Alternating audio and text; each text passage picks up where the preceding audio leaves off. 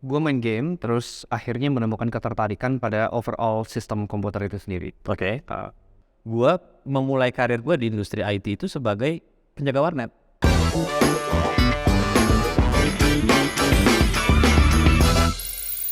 Selamat datang di podcast Upgrade Karir episode Mas Editor, tolong ditambahin episode berapa ya?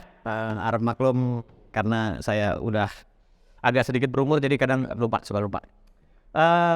Kali ini kita punya tamu yang tentunya luar biasa, tapi yang ini sangat istimewa karena saya udah mengejarnya dari setahun lalu, nggak pernah mau, baru kali ini ketemu. Jadi seperti Anda bisa lihat, kita ada di setting yang sangat berbeda dari biasanya, di daerah Jakarta yang nggak usah disebutin di mana gitu ya.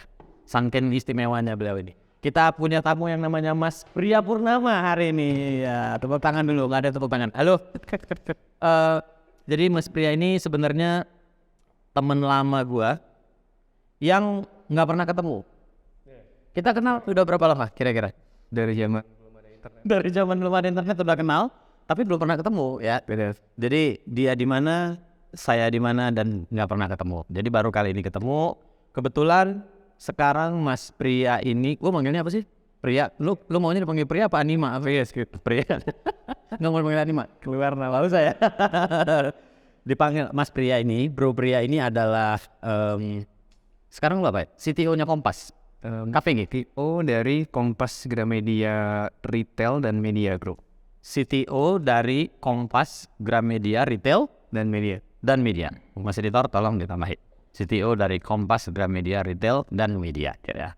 Nah, terima kasih lo udah menyempatkan waktu ngobrol bareng gua. Sorry banget bunder-bunder. Nggak apa-apa, orang sibuk itu tandanya berkualitas seperti itu ya kan. Amin. Nah, gua pengen ngobrol sebenarnya kan dari lama sejak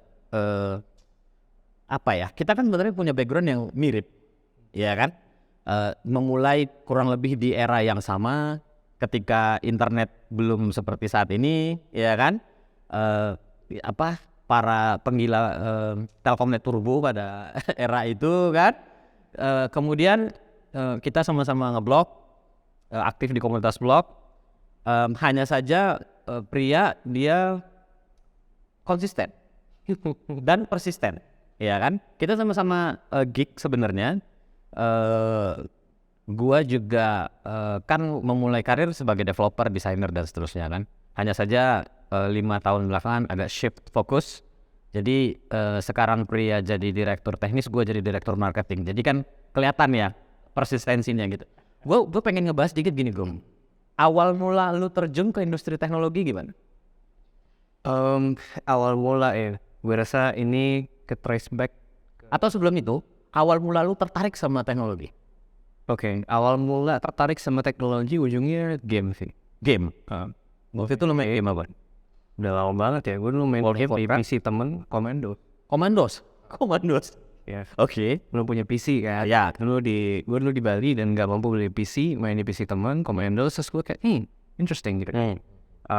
Lalu ngeliat koleksi game ini yang lain. Terus di situ gue benar-benar ngeliat bahwa, ini seru ya game ini.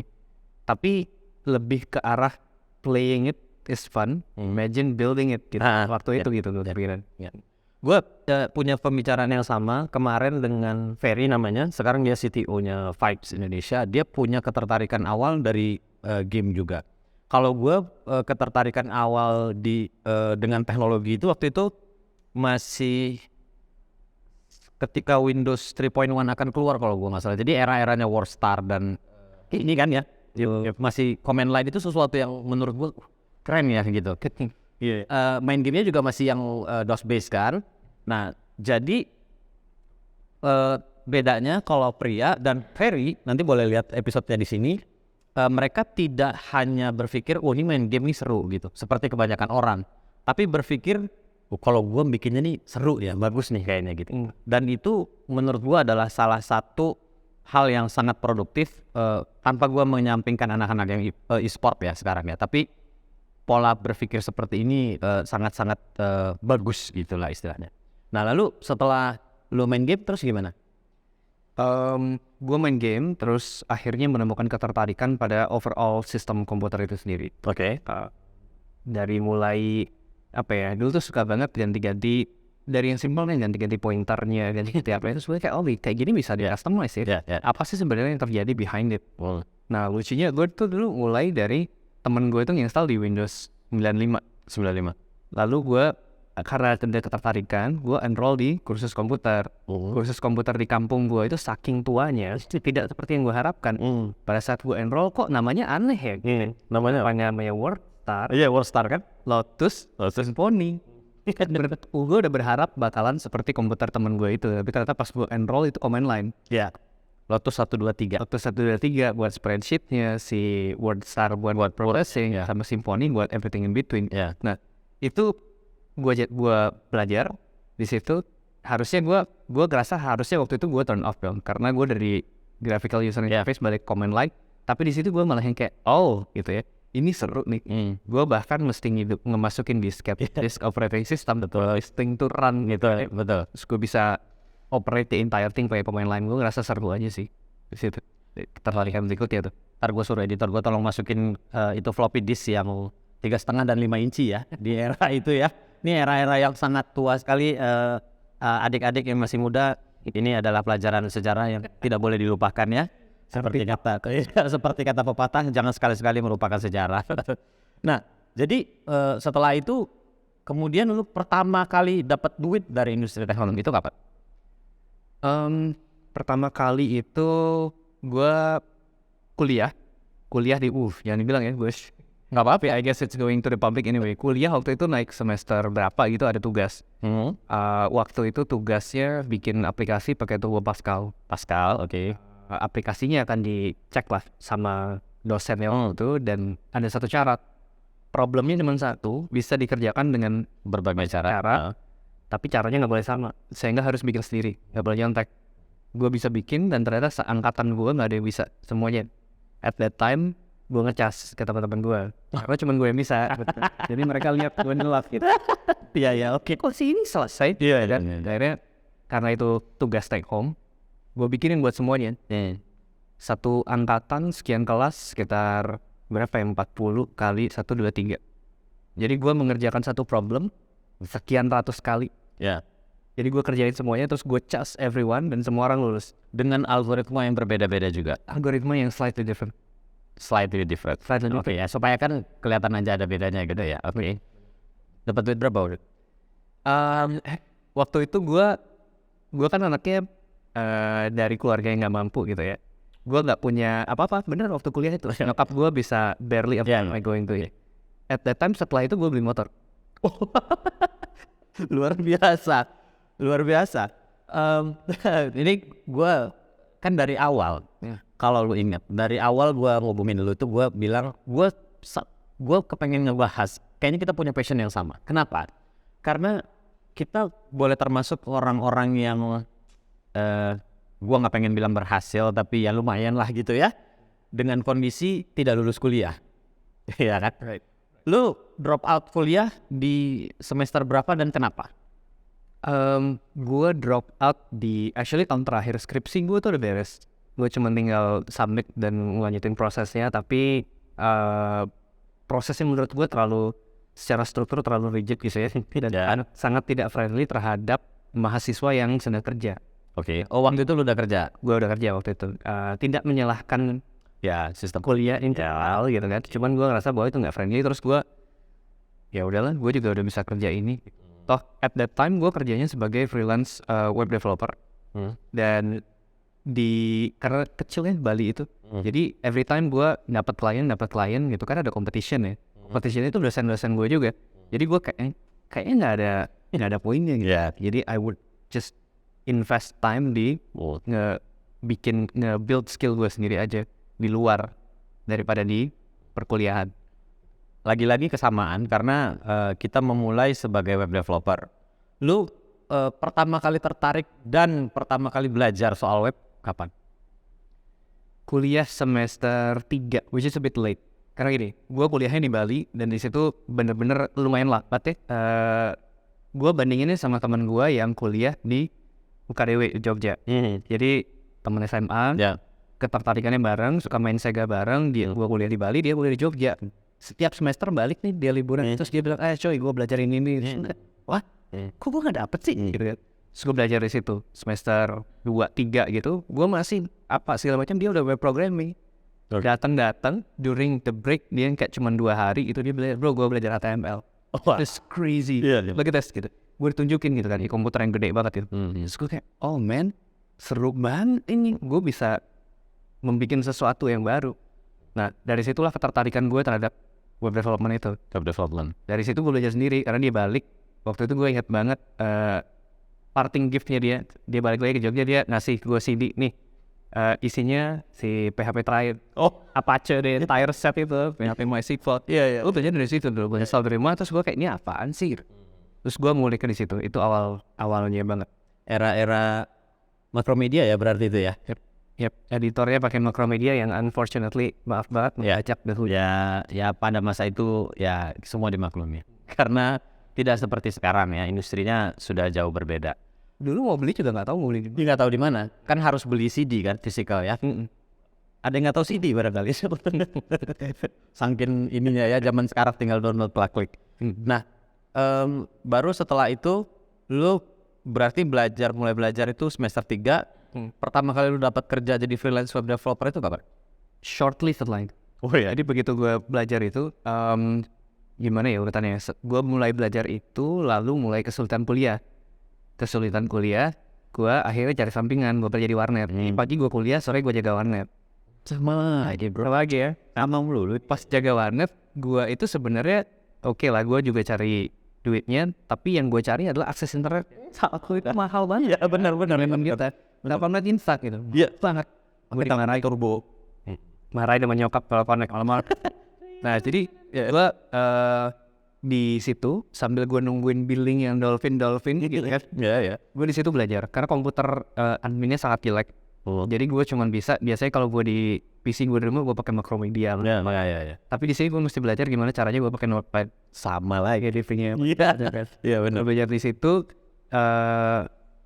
salah satu pelanggan dari warnet bolak-balik dia ngeliatin gue, mas lu ngapain sih gitu. Nge-hack ya mas? Iya, gue lagi belajar bikin website pak gitu. Oh saya perlu nih buat Oke. Dari situ akhirnya terjadilah, pak kalau mau saya bikinin ya gitu. Iya mas tapi jangan cas mahal-mahal. Wah emang ini bisa dibayar ya? Gue tadi akhirnya bantuin aja kan. Terus akhirnya mikirnya mau applying my skill, tapi dia mikirnya enggak lah mas kalau kamu begini ya mesti dibayar. Nah disitulah gue pertama kali kerjaan profesional itu, dimana gue nge-deliver website-nya dia yang super sederhana waktu itu, belajar pakai PHP MySQL. Waktu itu gue ingetnya it's a small commerce. Barang-barangnya adalah barang-barang yang dia bikin sendiri, barang-barang art, yang arts gitu. Nah di situ pada saat gue first paycheck lah di sana, gue pakai buat bayar laptop. Lu ingat dapat berapa dari situ? Gue inget harga laptopnya itu Acer yang RAM-nya cuma 256, terus not even dual core. Gue dulu ya Celeron masih ya. Harga laptopnya 2,5 juta. 2,5 ya. So not bad lah ya. Jadi intermezzo dikit karena gue keinget dan kalau yang sering ngikutin webinar dan pernah nonton episode sebelumnya, gue selalu bilang bahwa gue memulai karir gue di industri IT itu sebagai penjaga warnet.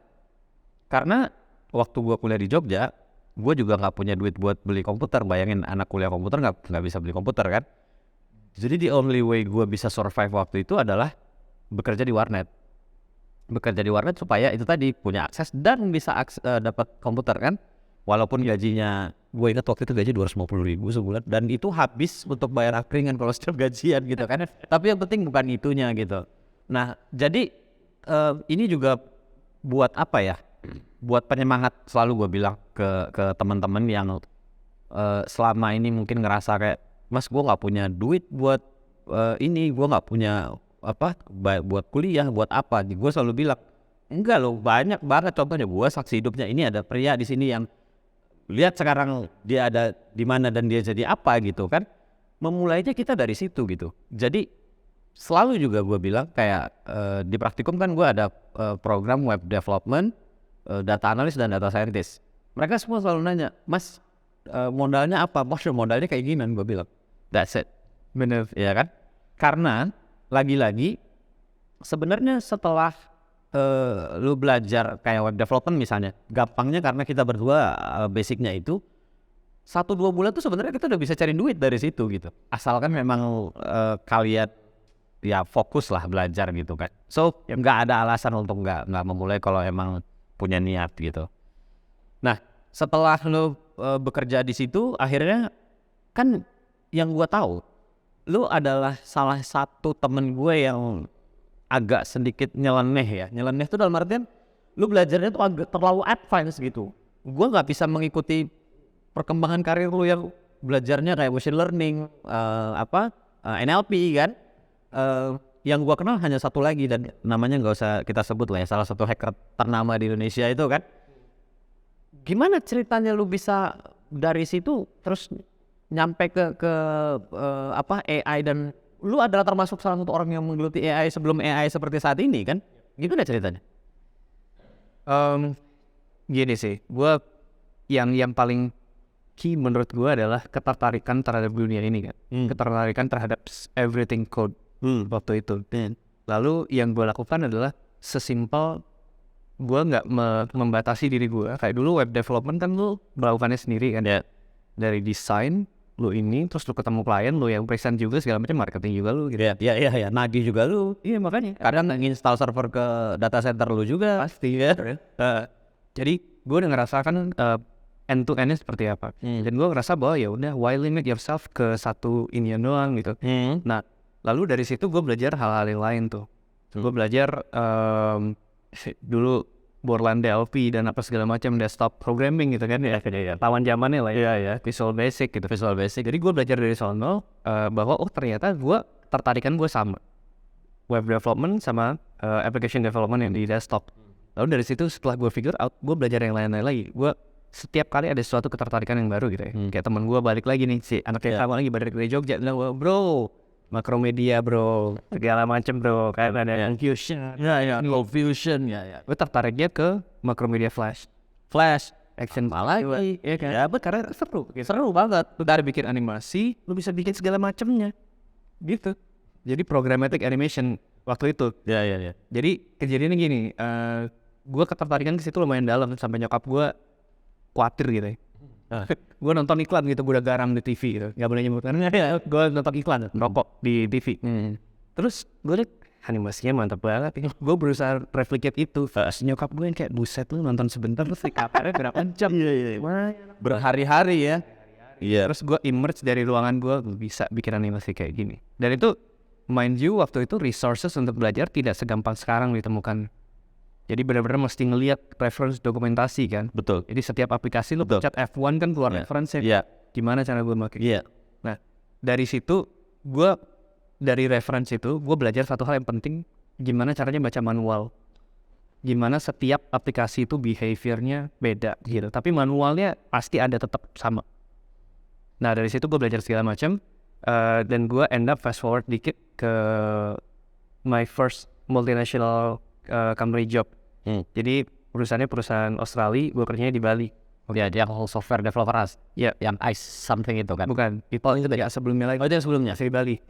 Kliennya waktu itu New South Wales Government. Oh jadi gede. Jadi gue kerjainnya dari Bali. Nah di situ gue belajar bahwa gue suka front end, gue suka back end, dan ada sesuatu yang baru nih. Gue tahu gimana caranya ngasih tahu apa yang udah gue tahu ke anak-anak ini. Itu pertama kali kerjaan gue sebagai team leader. Dari situ gue belajar caranya ngasih tahu teman-teman yang lain. Gue belajar juga gimana caranya ekstrak informasi dari mereka, requirement gathering gitu. Nah dari situ itu doang tuh ilmu yang udah gue kumpulin. Nextnya gue pindah ke Jakarta, gue masuk ke Ice House Mobile Development Company. Di situ belajar juga. Seru nih bikin mobile application. Lagi-lagi itu ketertarikan baru ya, sesuatu yang baru. Baru lagi. Dari situ gue loncat ke services, terus gue loncat ke fintech. Gue sempat ke fintech, lihat kayak gimana sih ini membuat sesuatu under a heavily regulated environment dengan banyak restriction. Very interesting. Loncat lagi ke artificial intelligence. Di sini challenge-nya berat karena gue masuk sebagai dropout. Dan di situ bener-bener heavily scientific. Peers gue dulu itu adalah PhD, master. Memang peneliti lah ya. Memang peneliti gitu ya. Jadi all the time, selalu minta guidance ke mereka. look, lu yang lebih tahu daripada gue. Tell me gimana caranya, gitu kan. Gue belajar dari sana. Again, common theme-nya adalah setiap gue ke tempat baru, gue pasti belajar hal baru. Oke. Gue nanti kepengen ngebahas soal peralihan dari developer mindset ke management mindset lah gitu ya, team leader mindset, karena itu kan dua hal yang berbeda. Gue nanti kepengen lu cerita sedikit juga soal day to day lu sebagai CTO, nggak usah terlalu detail, tapi mungkin supaya teman-teman yang di sini punya bayangan bahwa jadi CTO itu tidak seperti yang mereka bayangkan gitu. Sebelum di sini ya gue kan pernah bikin startup, gue jadi CTO juga di situ. Jadi it's a totally different mindset gitu ya. Kalau jadi situ bukan yang harus coding gimana banget, nggak, itu adalah hal yang berbeda. Nah tapi yang gue pengen tahu sebelumnya sekarang, gimana apakah lu memilih nih, misalnya lu ingat kan kayak di tahun-tahun 2005 2006 itu kebanyakan di antara kita, hampir semua mungkin web developer di masa itu tuh benci yang namanya JavaScript. Iya kan? Karena so messy dan segala macam, tapi tidak ada penggantinya. Nah, kemudian semua orang bilang, oh di zamannya desktop nih. Kemudian beralih lagi, wah di zamannya mobile apps nih. Apakah lu memang melihat tren atau lu stumble upon aja gitu? Istilahnya menurut lu sesuatu yang menarik, gue belajar deh gitu.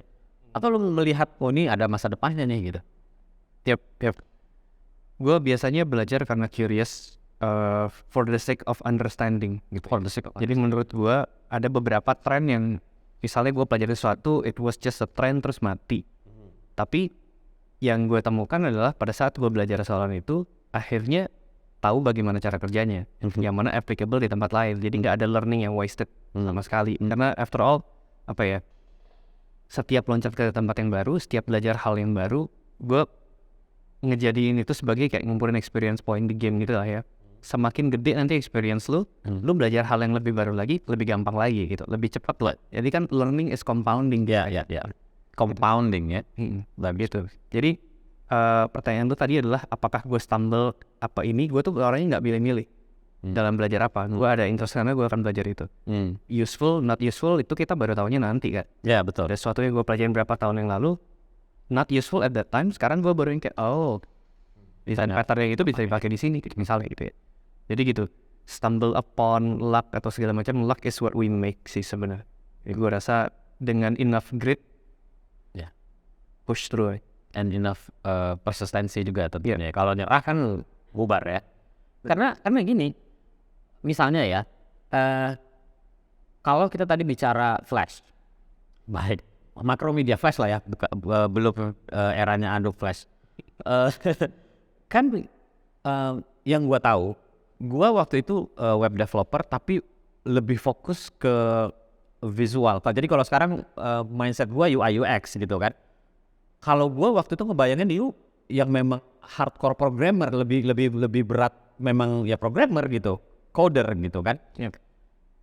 Setahu gue nggak banyak orang yang memang mindsetnya coding itu belajar Flash misalnya gitu kan. Lu memilih belajar Flash yang sesuatu yang ya animasi kan. Kenapa lu bisa switch kanan kiri gitu? Lu belajar tampilan juga, belajar hardcore programming juga lah gitu loh. Gue nyebutnya hardcore lah karena kan ya tadi lah, karena at that time gitu kan. Atau emang lu memang memiliki ketertarikan di keduanya gitu? Mungkin karena background gue dulu biasa single fighter gitu ya. Oh iya. Dapat player sendiri, ngedesain sendiri, segala macam sendiri. Jadi gue prefer melakukan semuanya sendiri at that time gitu ya. Ketertarikan Flash tentunya dari interface-nya dulu kan. Pasti bener-bener gue bisa bikin animasi dan apa segala macam. Terus I found out bahwa beberapa dari animasi ini kan lu kalau animasi kan lu bikin keyframe gitu ya. Beberapa dari itu lu bisa simplify dalam kode. Jadi misalnya lu mau bikin fractal design itu kan equation mathematics. Betul. Gitu. Jadi gue untuk ngebikin sesuatu yang seperti itu akhirnya fallback ke itu gitu. Gue bisa nih ngebikin action script kan kecil ya, betul, teks gitu, berapa kilobyte aja lu udah bisa bikin animasi yang kayak gimana anehnya, enough gitu kan. Makanya itu di situ sih gue yang kayak oke, gue belajar juga interface-nya apa. Terus with a little bit of scripting, gue bisa melakukan jauh lebih banyak daripada ini. Iya, karena waktu itu ya, bayangin berapa baris kode yang kalau misalnya kita bikin sesuatu yang kayak tadi lah, misalnya sesuatu yang meledak gitu misalnya, dengan Flash dibandingkan kalau kita mau bikin dengan C++ misalnya. Iya kan? Iya. Jauh banget gitu. Jadi memang sangat-sangat revolusioner. Dan interesting ini, gue pernah jadi lead konsultannya di salah satu bank regulator pemerintah yang hanya satu itu ya. Gue bikin LMS based on Flash. Wow. LMS full, bayangin deh. Jadi gue memang benar-benar ya memang teknologinya memang luar biasa waktu itu. Dan lu memang luar biasa sekali gitu. Nah, kenapa gue bertanya itu? Karena terus terang, ketika masuk era-era let's say 5 tahun kebelakangan ini, gue kadang-kadang bingung gitu menjawab pertanyaan. Ada orang yang kayak anak back end, kalau disuruh ngerjain front end itu kayak anti banget gitu, nggak bisa mas gitu. Tim gue dulu tuh ya, anak front end itu biasanya alergi banget tuh sama yang kayak back end programming gitu. Belum lagi ada banyak banget function sekarang kan, ada UI UX specialist, bahkan UI specialist UX specialist sekarang ada project manager, ada ini.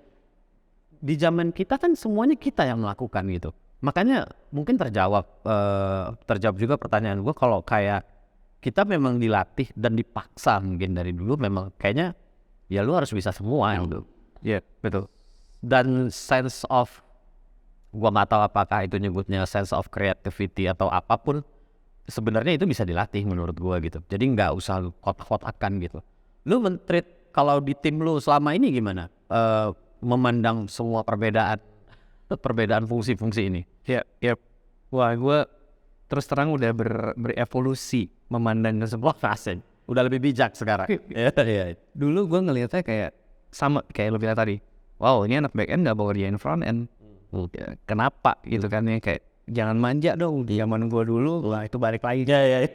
Cuman pada saat gue ngomong gitu, gue menemukan bahwa gue gak bisa menyamakan nih zaman kita dulu sama zaman sekarang gitu kan. Karena banyak faktor gitu. Terutama yang sekarang itu, kalau misalnya mau ada spesialisasi, it's good. Jadi mereka bisa spesifik drill down ke sana aja. Back end mau back end aja terserah.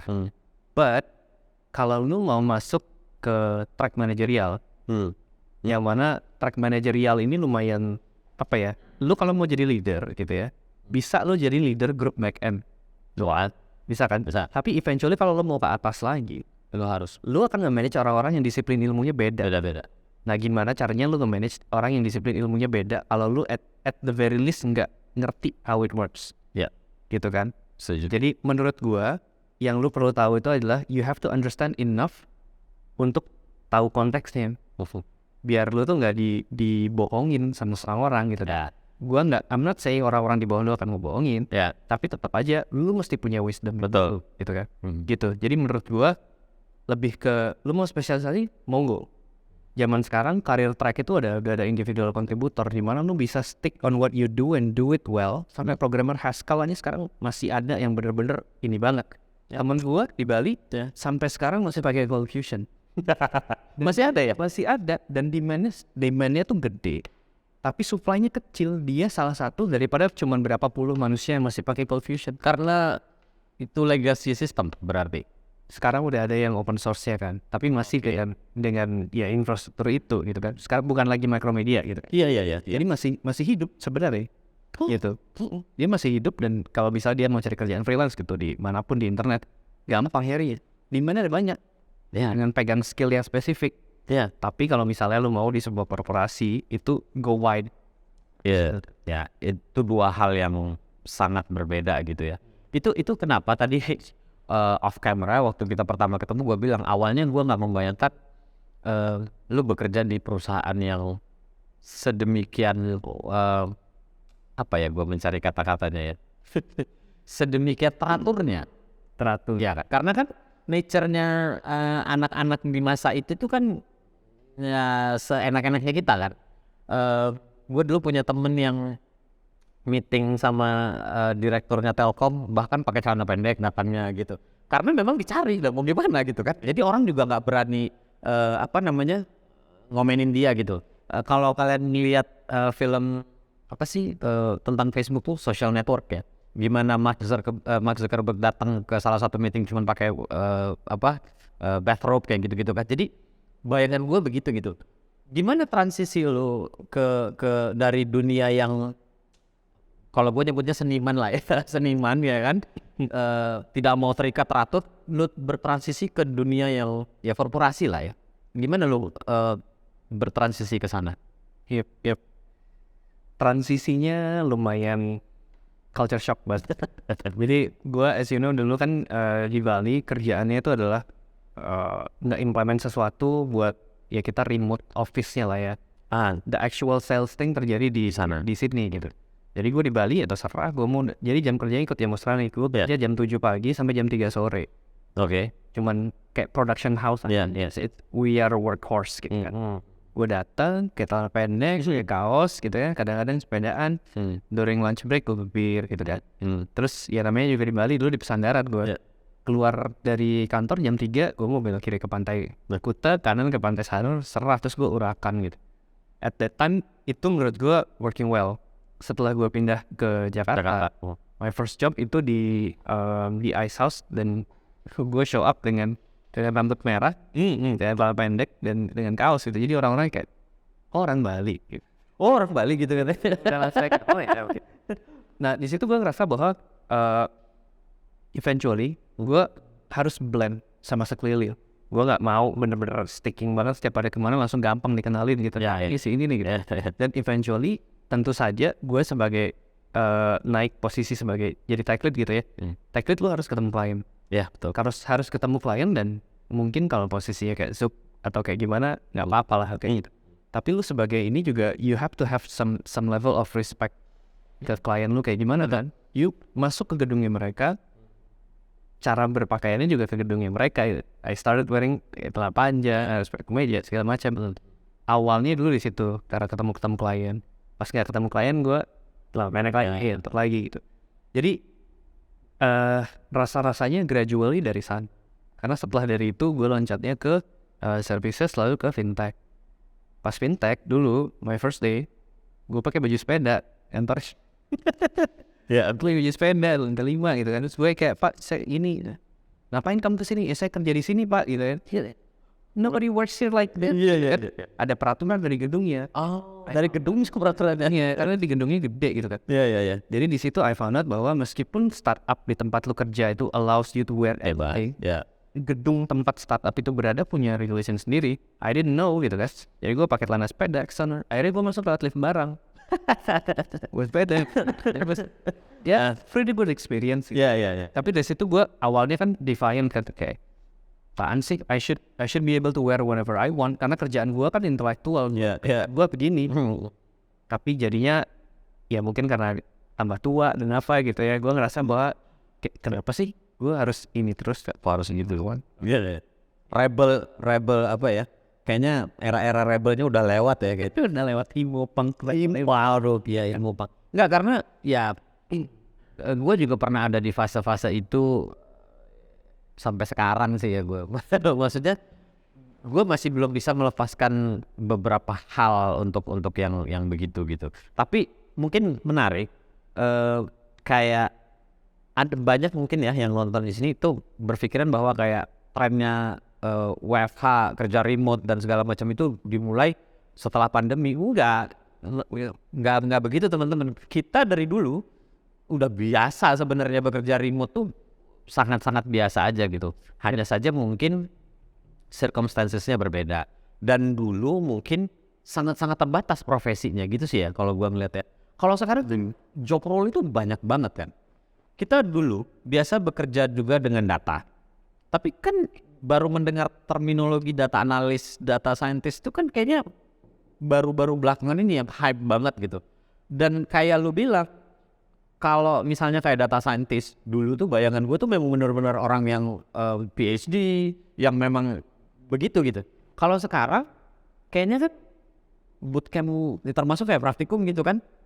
Lu ngikut praktikum sebenarnya lu bisa punya jalan masuk untuk jadi seorang data analis, data scientist walaupun junior ya tentunya. Tapi nggak perlu kayak lu sampai sekolah S3, S2 dan seterusnya gitu. Kalau lu ngelihat perkembangannya profesi di dunia di industri teknologi sekarang itu gimana? Apa perkembangannya ini banyak banget spesialisasi dan banyak juga orang-orang yang gua nggak mau bilang instan ya, karena belajarnya 1 tahun, sementara kalau kayak kita kan dulu kan mostly otodidak ya.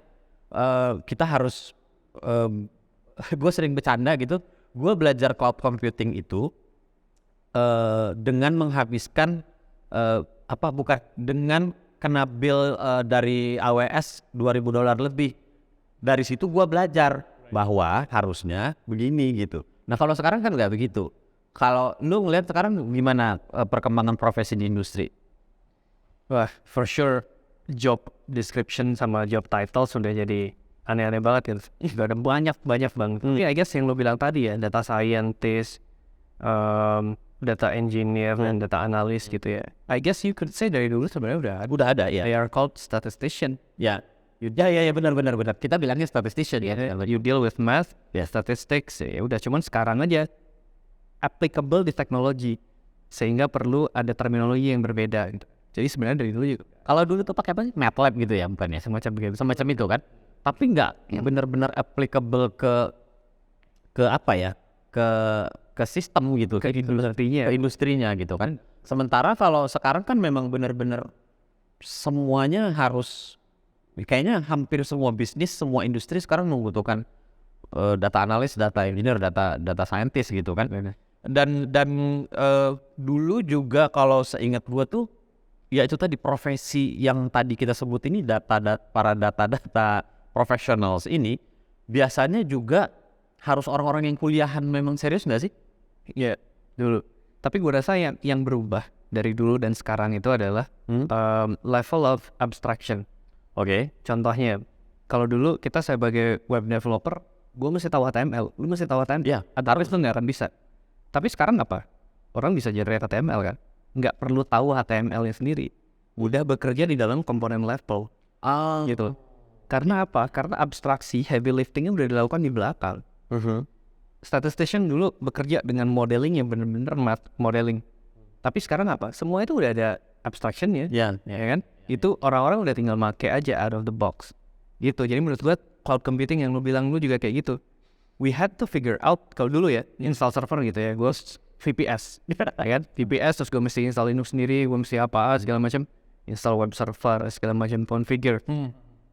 Sekarang apa? Docker image, boom, BF. Jadi, even ada banyak services yang di luaran sana yang sudah mengurusin sangat banyak abstraksi, layer sampai abstraction yang dilakukan. Jadi manusia kita semua bisa melakukan hal-hal yang di permukaan yang lebih mengkerucut ke apa itu job description sama job title kita. Gue rasa itu sih yang sekarang ngebikin exponentially quicker. Jadi makanya lu bilang 1 tahun kenapa udah bisa belajar ini? Ya karena belajarin udah dari abstraksi yang banyak. Udah dari abstraksi ya doang. Bener. Meskipun itu pisau bermata dua. Karena jadinya sekarang gue menemukan bahwa banyak engineer yang jago tapi nggak tahu foundationnya, gimana caranya bekerja in the background gitu. Mereka cuma tahu kayak gue bikin API pakai Express.js, gue tinggal bikin ini, bikin path apa, nanti seperti apa ininya. Nggak tahu mereka Express itu how Express.js works gitu kan. Jadi yang membedakan menurut gue antara senior sama yang lebih senior sama yang lebih senior lagi adalah lu tahu abstractionnya yang terjadi di belakang sana dan lu bisa menjelaskan itu. Jadi in case things go wrong gitu, lu bisa go deep. Mas editor gue bingung ini nanti sampai. Mas editornya tolong ditambahin sedikit-sedikit aja lah ya tadi ya, yang biar gampang dimengerti ya. VPS itu apa, API itu apa. Kalau yang lain-lainnya tadi udah lah, nggak usah dijelasin, panjang banget itu ya. Kalau pengen tahu join praktikum, makanya ikut ambil kursus web development karena di situ dipelajari.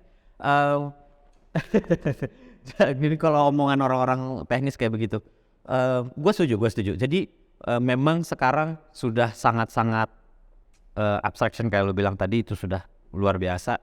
Bahkan kemarin gue ditanya, ada tim sales gue yang nanya, Pak, ada orang yang nanya soal serverless gitu.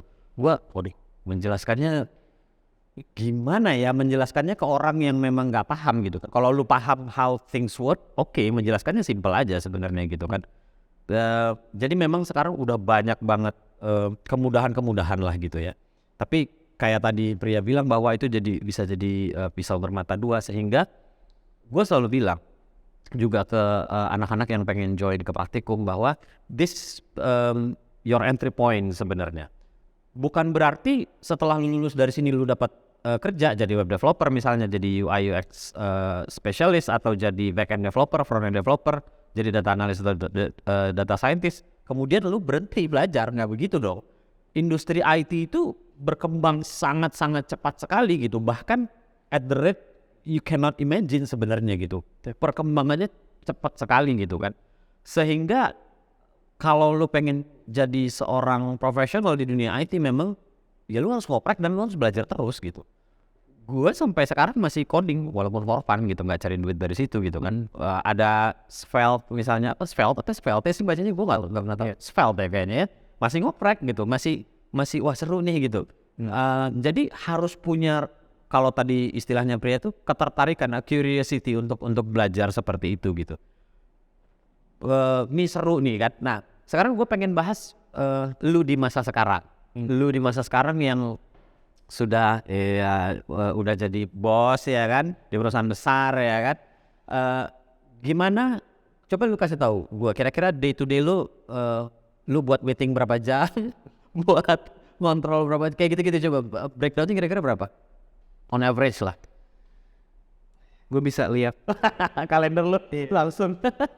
in actuality gue hari Senin, Hari ini ya. hari Selasa berarti ya, tanggal sekarang ini. Besok Gue tadi meeting dari jam 10 back to back, terus gue berangkat ke sini jam 17.30. back to back sama 17 back to back meeting, dan that is not good. Itu bukan, gue nggak ngeset agak example, tapi kenapa? Karena hari Selasa gue pepetin meeting gue di hari Senin Selasa, sehingga hari-hari berikutnya gue bisa do meaningful work. Itu strategi gue seperti itu. Gue nggak tahu it works for everyone atau enggak, tapi kalau gue sendiri prefer, yuk kita koordinasi di hari Senin Selasa biar kita tahu the rest of the week mau ngapain. You know what? That's actually a very big problem for me, karena satu-satunya hal yang sekarang gue ngerasa kayak gitu ya, meeting yang banyak banget buat teman-teman yang belum kebayang gitu ya, kayak di level seperti kami ini memang kebanyakan apa ya nyebutnya ya, koordinasi atau apa nyebutnya ya, koordinasi. Hanya saja mungkin kalau kayak gue kan sangat banyak divisi dan banyak bagian-bagian yang berkaitan, jadi kadang-kadang gue harus ngikutin gitu. Jadi lagi-lagi sebagai seorang CTO atau direktur technical, maka lu masih coding gak sih sebenarnya? Sama kayak lu, codingnya for fun dan on the weekend. Otherwise kalau gue maksa untuk coding di tempat kerja, gue jadi blocker. Nah itu for production maksudnya? Enggak. Tuh? Enggak lagi kan, enggak lagi. Karena lu bakal jadi blockers. Gue bakal jadi blocker karena anak-anak jauh lebih jago daripada gue. Cepet. Lu bahkan mengakui. Apakah karena lu tidak mengikuti tren atau gimana sebenarnya? Lu statement lu banyak yang lebih jago anak. Kalau gue, menurut hemat gue adalah only hire people smarter than beneran. Jadi kalau misalnya not smarter than me, ngapain gitu kan. Ini mentor gue dulu yang bilang. Sama yang kedua adalah kalau lu ada yang bisa lu pelajarin dari orang ini, hire dia gitu. Jadi itu gue berpegang teguh ke itu. Sama of course yang value ketiga adalah ada integrity. Gitu kan, ada integrity penting banget juga, dan karena lu bakal kerja bareng sama dia. Jadi gue sekarang not even kidding pada saat gue bilang bahwa kalau gue yang coding bakal lebih lama daripada dia. Karena apa? Dia udah di sana, udah tahu. Iya. Kalau gue yang tiba-tiba kayak gue mau commit juga, mau apa, it's not gonna work. Jadi adalah sebuah mitos juga teman-teman bahwa CTO misalnya adalah orang yang paling jago di situ. Sebenarnya itu mitos juga ya. What you have to be sebenarnya, lu jadi orang yang apa ya? Apa sih menyimpulkannya, lu jadi orang yang paling bisa melihat dari bird eye view gitu atau gimana? Iya, orkestrator Semacamnya. Jadi gue pernah baca ada beberapa tipe CTO gitu ya. Ada berapa? Oke. Ada menarik CTO yang gue bilang kayak tadi, bener-bener chief in teknologi, gue yang coding, everyone follows me, Waduh, everyone supports gitu kan. setiap ada komit langsung diliatin gitu ya. Makanya, dan itu sebenarnya nggak salah, karena jadinya lu bener-bener nge-make sure dari sisi teknologi lancar. Kelemahannya dari situ adalah lu kacamata kuda. Ya. Lu nggak ada waktu untuk ngeberesin anything but technical gitu kan. Ada juga tipe yang apa ya, yang influential gitu. Lu tahu mesti kemana, dan lu influence semua orang untuk menuju ke sana. Ada juga tipe yang visioner, gimana you set the vision, you make everyone work ke arah sana. Temanya intinya sama, ke arah sana juga gitu. Tapi ya nggak ada yang benar, nggak ada yang Ya. tergantung tipe perusahaannya seperti apa. Tergantung size-nya juga mungkin Tergantung ya. size-nya. If you're just starting ya lu CTO, you do everything. You do everything. Kadang-kadang ya balik lagi kayak gitu. Kalau masih pakai physical server, gue nggak tahu ya orang sekarang masih pakai physical server nggak ya? Kalau untuk yang baru-baru mulai kayaknya enggak lah ya. Kayak bikin droplet, bikin VPS sekarang udah gampang banget, tinggal 1 menit kayak begini jadi gitu kan. Jadi eranya sudah sangat jauh berbeda gitu. Gue nggak tahu ya kita udah berapa menit ya kayaknya. Udah berapa menit 42, oke. Ya, kita dikit lagi ya. Jadi kita udah berbicara di masa sekarang. Lu di masa lalu, gue kepengen ngulik terus terangnya kan. Lu di masa sekarang, gue sekarang pengen berdiskusi lu sedikit aja soal pandangan lu tentang masa depan. Kita tahu beberapa bulan kebelakangan ini semuanya dihebohkan dengan ChatGPT. Yang walaupun kalau gue bilang kan lu sebenarnya insider di situ ya kan. By the way, sebelumnya Pria adalah, gue boleh nyebut gak? Boleh ya. Pria sebelumnya adalah CTO di Kata.ai yang lu sudah memulai kayak tadi kan gue bilang, sebelum ini hype banget lu udah ada di situ gitu. Bahkan sudah komersil, bukan cuman ngulik gitu kan. Dengan adanya kayak sekarang ChatGPT dan segala macam ini, lu ngelihat sebenarnya ini jadi ancaman nggak sih untuk beberapa orang dan beberapa profesi dan beberapa industri? Oke. Ini gue belakangan ini lagi ada inisiatif di kantor gitu ya, di KG Media. Gue memberikan penyuluhan. Penyuluhan bahasanya kepada teman-teman bahwa AI itu apa. Karena kan mereka yang kayak jurnalis ngerasa ngeri gue dia terreplace gitu. Gue menjelaskan dasar-dasarnya AI itu apa, terutama ChatGPT. ChatGPT kan generative pre-trained transformer gitu, generative language model, di mana sebenarnya dia tuh language model. Gue menganalogikan ke teman-teman jurnalis bahwa dia ini AI anak intern.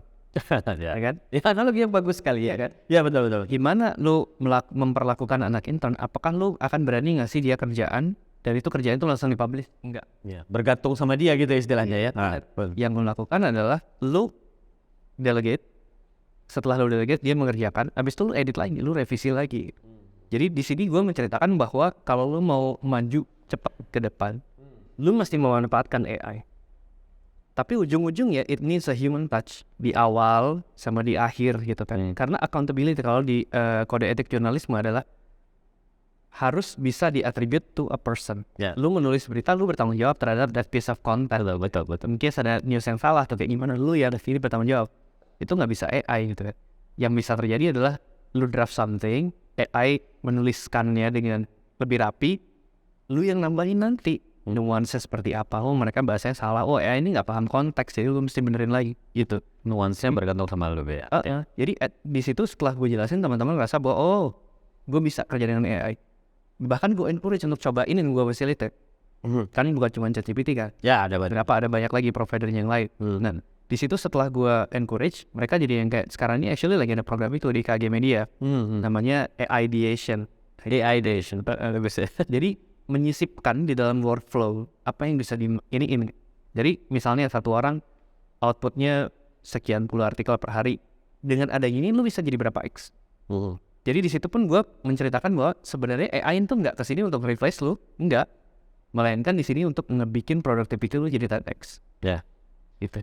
Oke, kalau gue pakai analogi lu bahwa dalam hal spesifik ChatGPT adalah anak intern misalnya gitu ya, AI anak intern. pertanyaan gue berikutnya agak-agak menggelitik. Kapan anak intern ini bisa menjadi decision maker? Dengan kata lain, ya decision maker dulu deh. Bener. Lucunya ya, kemarin gue kasih penyuluhan itu kan di KG Media, gue melakukan itu di studio TV, di Kompas TV ya. Banyak audiens ya. Yang gue nggak sangka adalah ada beberapa intern yang nonton itu. Mereka angkat tangan dan nanyain pertanyaan yang persis sama. Kak, saya intern. Gue sih aduh. Kapan saya bisa graduate dari intern menjadi employee doer gitu. Maksudnya dia of course merujuk ke ChatGPT teman-temannya. Bila mana akan terjadi itu. Kalau dianya dari intern ke employee kan mesti lebih belajar profesionalisme. Tapi ini gimana? Apakah mungkin AI akan otonomous ke semuanya dari ujung ke ujung sendiri gitu ya? Kalau di media jawabannya adalah nggak akan bisa. Karena apa? Ujung-ujungnya perlu ada attribution. Perlu orang itu bertanggung jawab terhadap that piece of content. Betul. Let's say besok newsnya otomatis semua di-generate oleh AI. Kalau ada berita yang salah, siapa yang mau disalahkan? Betul. Ya kan? Karena journalism is another thing, bro.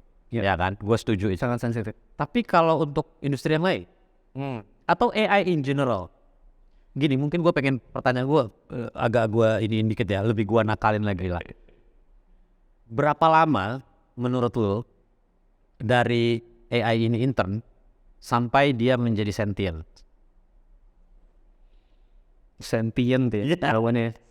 How long until Skynet? How long until Skynet? Kurang lebih lah gitu ya. Gini, gue percaya bahwa sekarang pun ChatGPT kan kemarin orang-orang udah menjebak dia untuk dia ngomong sentient gitu ya. Tapi at the end of the day dia tuh apa? AI itu tidak semuanya punya multimodality. Dalam artian dia tuh specific task itu aja. It's a language model, it does language, udah itu doang. Nggak lebih ya. Kalau ada computer vision, it does all that, satu doang. Mencapai multimodality menurut gue perlu processing power yang jauh lebih gede daripada apa yang kita punya sekarang.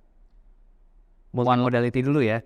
Dari multimodality dulu ya. Dari situ nanti baru sentience menurut gue masih jauh. Jauh. Karena gini loh.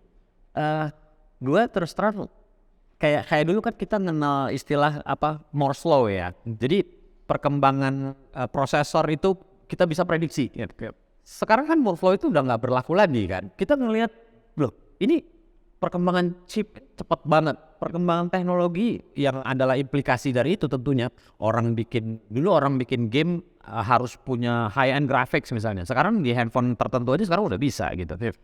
Makanya pertanyaan gue tadi masalah AI yang menjadi sentient itu karena gue agak tergelitik juga ngerasa bahwa kayaknya makin lama kan teknologi ini secara hardware, secara resource akan makin murah gitu. Jadi komoditas ya. Iya, secara komoditas. Terlepas dari kita berbicara masalah AI ethics, which is another thing kan, karena gue ingat beberapa perusahaan besar itu mereka berpartner bikin kayak ethics foundation or something like that kan. Pastinya itu tentunya ada dari situ kan ada guideline tertentu sehingga AI itu harusnya begini, harus begini karena banyak hal yang teman-teman mungkin nggak kebayang kalau misalnya tidak dibatasi dengan boundaries dan code of conduct gitu. Gue nyebutnya code of conduct lagi ya.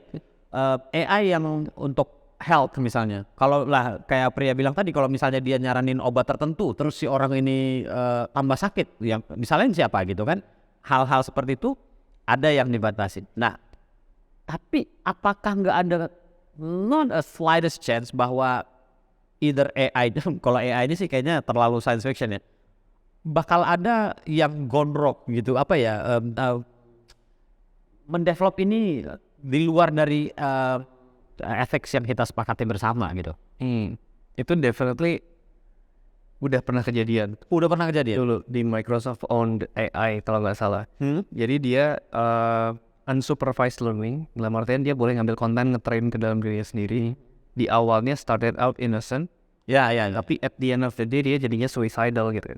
Jadi emang itu yang di shutdown secara tiba-tiba itu kan? Ya, shutdown. Akhirnya ya kita emang nggak pernah tahu kayak gimana akhirnya kan. Ya, sama seperti kehidupan manusia aja. Faktornya banyak banget kan. Dapat external input, dapat internal input, dapat segala macam. Nah, ujung-ujungnya gimana? Dari situ nggak ada yang tahu kan. Jadi AI gue rasa ya gitu-gitu juga sih ujung-ujungnya gitu kan, karena kan kalau gone rogue udah pasti kalau misalnya dia unsupervised. Unsupervised kemungkinan besar akan seperti itu ya. Karena kalau gue juga disuruh membaca sejarah hidup manusia juga kayaknya kalau tanpa fondasi yang cukup ya, kayaknya jadi itu juga ya. Bener. Ya sama seperti itu juga kan. Makanya supaya tidak terjadi itu, kalian harus jadi data scientist, jadi profesional data yang bagus gitu. Jangan takut-takut doang dan ditakut-takutin doang. Makanya kalian jualan gabung praktikum nih, gue jualan lagi. Tapi itu satu lagi gini, gue mau nanya. Kalau pertanyaannya apakah orang yang nggak lulus kuliah bisa sukses, ya nggak usah ditanya. Kita kan berdua-dua udah bukti nyatanya ya. Mungkin pertanyaan gue lebih spesifiknya begini. Apakah lu dalam ngerekrut tim, lu mengconsider faktor-faktor itu? Misalnya kayak gue sampai sekarang masih ngeliat tuh lowongan-lowongan tuh kayak mencari developer tapi yang harus lulusan universitas ternama, IPK 3,888 misalnya kayak gitu. Ya lu masih mengconsider yang begitu gak? Gue enggak, karena sejujurnya di beberapa tempat yang gue kemarin akhirnya gue itu yang hal yang pengen gue ubah dari keseluruhan proses HR gitu kan. Gue review lagi requirement seperti apa, gue review lagi proses tesnya seperti apa, terus gue review lebih ke berapa lama sih end to end-nya itu gitu. Jadi gue emang karena hiring di startup kan lumayan susah kan. Gue benar-benar make sure bahwa kalau ada yang masuk harus bisa dipegang dan bisa contribute gitu. Jadi nggak ada buang waktu dari semua orang. Gue set dari mulai awal masuk, dari phone interview udah clear. Lu nanti bakal posisi ini gajinya range berapa, am I wasting your time atau ini within your bracket, oke gue mau lanjut gitu kan. Berikutnya tes, kalau secara tes skill dia nggak lulus nggak usah. Berikutnya lagi ada tes cultural fit gitu kan.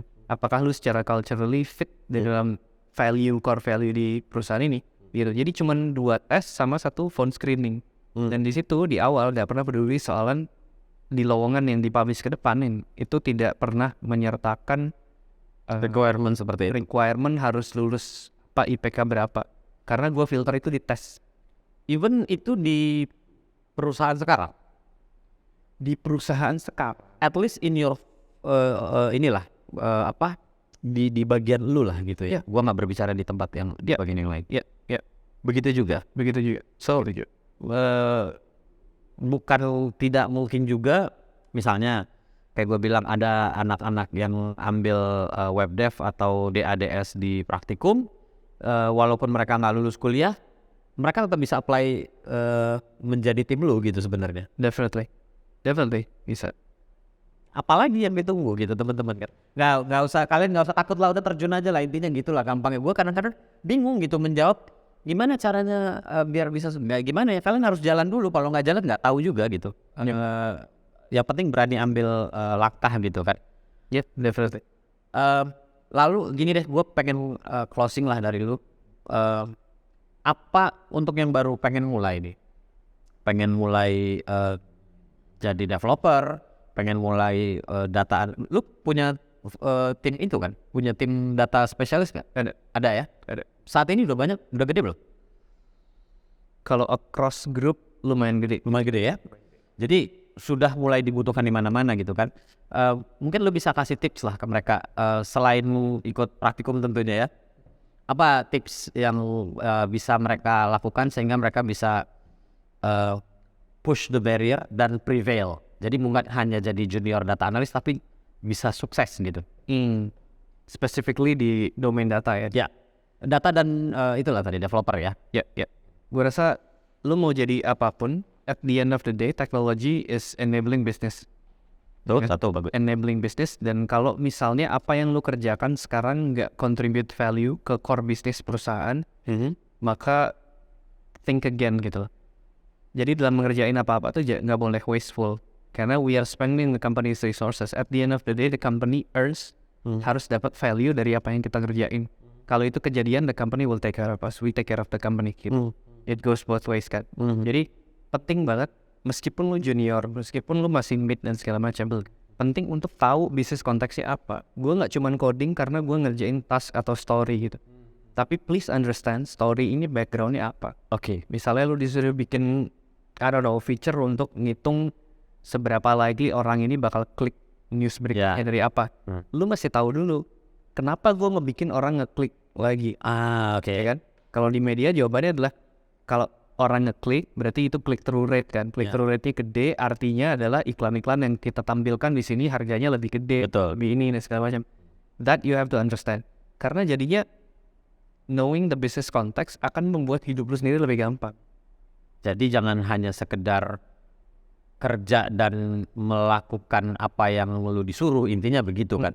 You have to understand the business process yang ada di situ gitu. Yep. Gue setuju. That way dengan begitu lu bakal lebih cepat maju dibanding yang lain yang memang hanya sekedar bekerja aja memenuhi clock in clock out kemudian ya udah gitu. Setelah ini selesai gitu.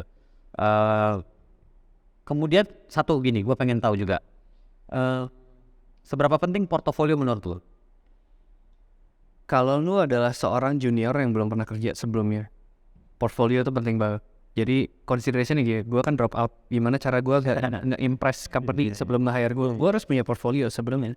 Dan how do you build that portfolio? Ya, you started doing work for free. You started doing work di community gitu kan, get recognition gitu kan. Ya. Nah, buat orang baru penting banget. Penting banget. Increasingly ke belakang gitu ya, apakah portfolio di abandon? Enggak, keep it updated. Karena apa? Kayaknya gue nggak pernah ngelamar kerja seumur hidup. Oh ya? Iya, selain kerjaan di warnet ya. Oh di warnet malah lu ngelamar kerja di warnet. Kerjaan yang paling susah. Iya. Iya. Nah, setelah itu gue nggak pernah ngelamar karena apa? I was found. Ya. The company found me dan gue juga found them eventually gitu kan. Jadi kalau misalnya portfolio lu keep updated, orang-orang akan ngeliat. Iya. Ngeliat bahwa orang ini punya skill set yang sesuai sama yang gue cari. Lebih mudah untuk orang ngediscover lu kalau lu eksplisit dan komplit di portfolio. Setuju. Itu kenapa makanya kayak di praktikum tuh gue selalu menekankan. Dan emang salah satu jualannya praktikum itu kan ketika lu lulus dari praktikum lu punya 6 sampai at least 10 portofolio yang based on real project. Jadi bukan dummy. Kenapa harus real project nggak dengan dummy data, itu nanti kita bahas di era yang lain lah ya, di episode yang lain karena panjang banget ntar. Tapi yang jelas begitu gitu. Jadi memang portofolio itu terutama untuk baru memulai itu lebih sangat-sangat penting, terutama untuk orang-orang seperti kita yang nggak punya gelar. Tapi kayaknya pun gue ngerasa sekarang ya, gue melakukan ini beberapa kali. Ketika ada seseorang yang lulusan universitas ternama, misalnya kan IPK-nya bagus, tapi nggak punya pengalaman kerja, nggak punya portofolio, dan ada orang yang mungkin nggak lulus kuliah, walaupun ini subjektif karena gue ngerasa ini gue yang dulu gitu ya, atau kuliahnya dari yang nggak berhubungan sama sekali gitu misalnya, tapi dia ngelamar jadi developer dan ada portofolionya, maka most likely gue akan pilih yang ini. Kalau lu gimana? Gue lebih likely akan cari yang experience relevan in real life experience, ya itu yang lebih ini dari title. So, there you have it.